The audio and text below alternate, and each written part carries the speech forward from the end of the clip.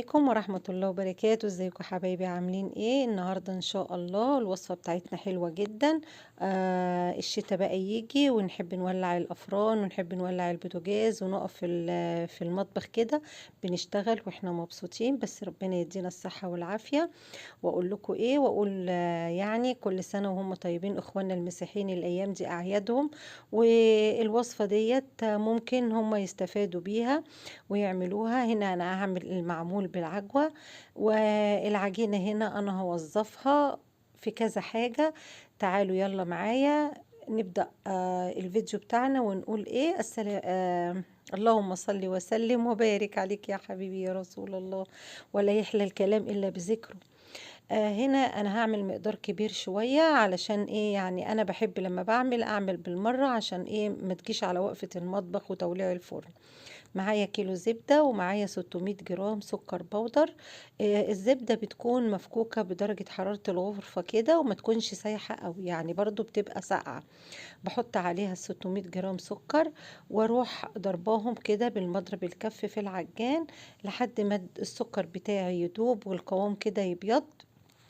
انا هنا هعمل 2 كيلو دقيق، ومش دقيق، تعالوا بس شوفوا انا هعمل ايه وهحط ايه وايه المكونات الجديدة اللي احنا هنحطها هنا.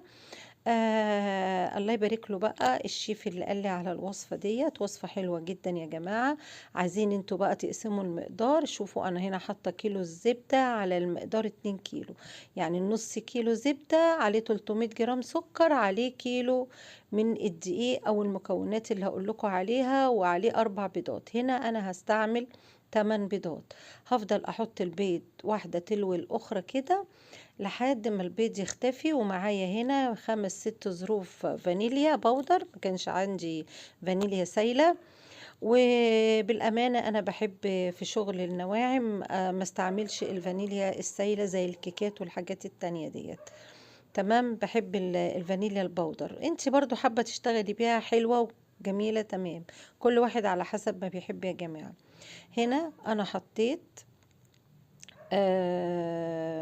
200 جرام دقيق سميد، وحطيت 100 جرام نشا. يبقى ايه؟ حطيت 200 جرام دقيق سميد على الاتنين كيلو، يعني كل كيلو بياخد 100 جرام، وكل كيلو بياخد 50 جرام نشا. انا حطيت هنا 200 جرام و100 جرام نشا.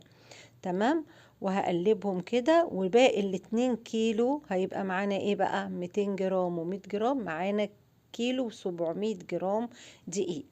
بصوا الوصفة لا هتزيد ولا هتقل، المقادير مظبوطة بالملي بالملي. رجعت حطيت الدقيق ومعاه رشة الملح ومعاه معلقة ممسوحة بيكنج باودر على كل كيلو. هنا انا حطيت الباكو كله.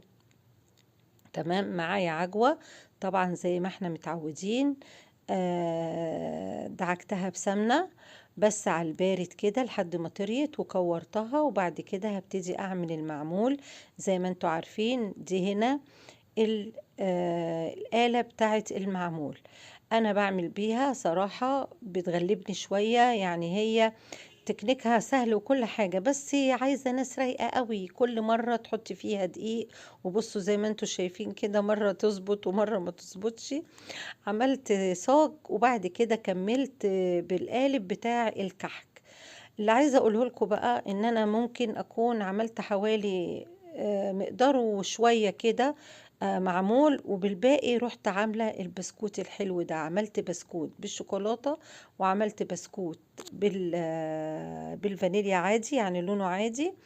وكانت الوصفة هايلة، ودخلتهم على درجة حرارة 160. استوى على الهادي جدا في الرف الأوسط في الفرن، وكانت النتيجة هايلة. البسكوت يعني 100 جرام بتوع الدقيق سميد هتقولي نشفه او خشنه، لا بالعكس، البسكوتة كانت ماسكة نفسها. لزوم بقى السقسقة وكده، مش ده البسكوت الناعم الدايب، لا، ولا الناشف المحجر. حلو جدا جدا جدا. واقول لكم ايه، احنا وصلنا كده لاخر الفيديو. يا رب اكون كنت خفيفة على قلبكم، ويا رب تكونوا استفدتوا، ويا رب يكون الشرح كان يعني وافي ليكم.